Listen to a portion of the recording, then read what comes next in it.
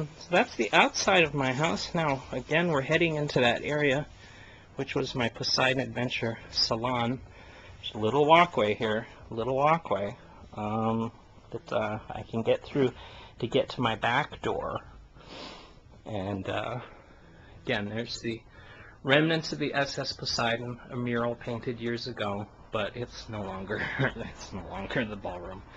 Okay, this is the back door. Now we're going to go into my kitchen, which is better. I mean, I know you're going, oh God, but to me, this is like, look at all that floor that Susan has helped me clean, that I can walk through. Kitchen has a little bit of a roach problem. It's had this for some time. I like it. When the house started sort of segueing out of the 1950s thing and into just a big art collage, it turned into, well, a 1950s kitchen being attacked by roaches. And you can see they've made some dirties on the wall there. Again, going with the New Year's theme. I mean, there's a lot of themes going on here. We see that this table is basically a prop. My kitchen table has been completely compromised for plastic New Year's food, which you'll see more of in just a bit. There is a lovely centerpiece like they used to do back then with little cocktail picks, except they're cigarettes. Smoking is funny. Lots of gaiety and streamers. This has been here for a long time, and I'll explain that in a moment.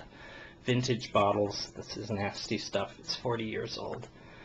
But the thing about the kitchen is that it is really now my art studio, where I create exclusive fashion dolls.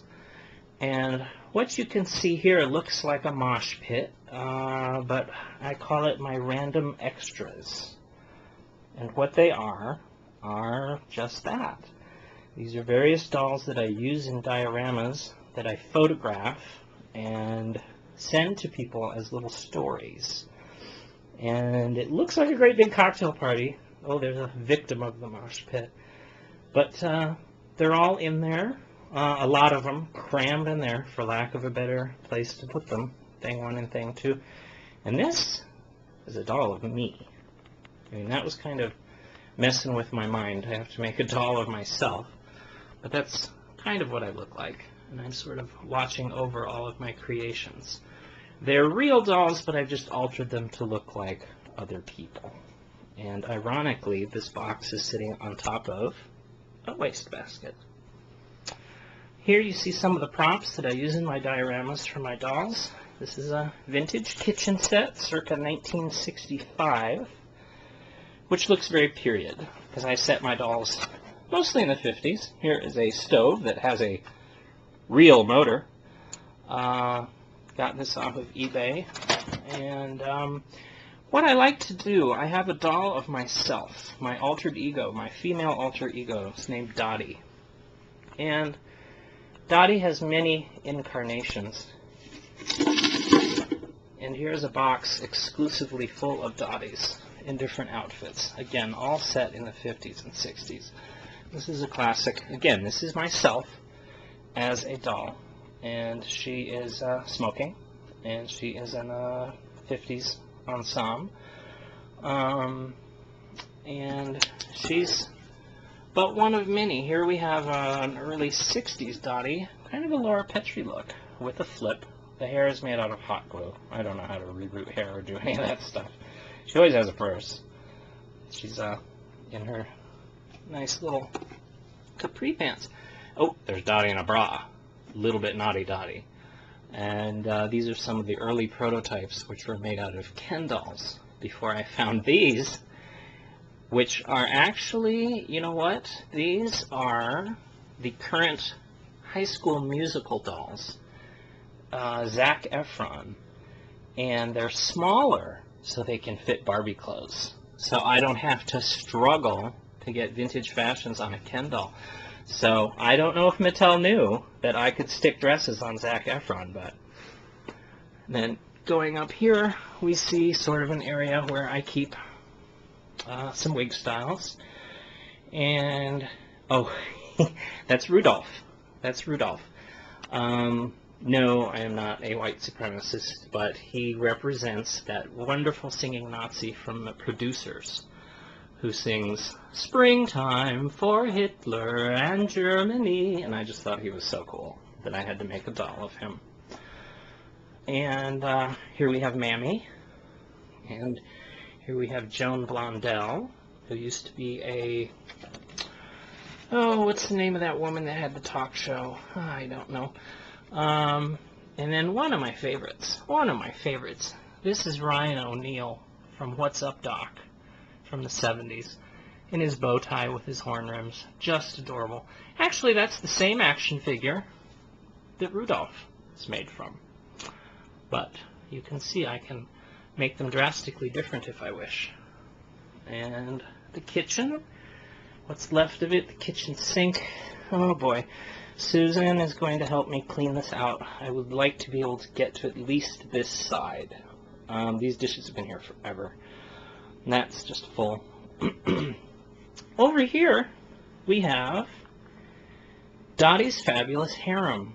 This is a box that I organized recently that has one of my first Dottie dolls. Again, it's me, as a 1950s woman, surrounded by her gentleman friends. Some of my favorite gentleman friends. We can see here, again, I have Anderson Cooper. Same doll that was Rudolph and Ryan O'Neal. And an unknown male. We have Seth Green back here looking on rather leerily. Some other gentlemen that are just sort of based on real people that I met when I was on a cruise. We've got Prince Eric back there. A generic hairy Greek man. And this is Lee Harvey Oswald. I know, you're thinking first a Nazi and then Lee Harvey Oswald, but you know what? I don't think he's all that bad. And he makes for a great action figure. I like to include secondary sexual characteristics on my doll. Mattel does not supply these, so you can see I imbue them. But makes them a little more realistic, and Dottie likes her furry gentleman. Most recent doll, speaking of furry gentlemen, is Scott Bakula from the series Quantum Leap. He has just leapt into Dottie's world, and much like those films like Alien, well, Terminator actually, where people just appear inexplicably nude, that's what's happened to poor Scott Bakula, and soon he will be under the loving attention of Dottie. Getting back to the room, here's where I create the dolls. There are paints in there under that roll of you-know-what. There's a doll in progress. And over here, paint and art supplies. And a roach. And the refrigerator, which, with Susan's help, I am able to get into now. Look at this. Just watch. Is that not the coolest thing in the world? Before, I couldn't open this but that far. So to cook a tray of ice cubes was just a feat. But I can get in there. I can get in this one too. It's the fridge proper, which is mostly just fake food. Yeah, kind of like on the kitchen table. Fake ham, fake bread. The V8 is real.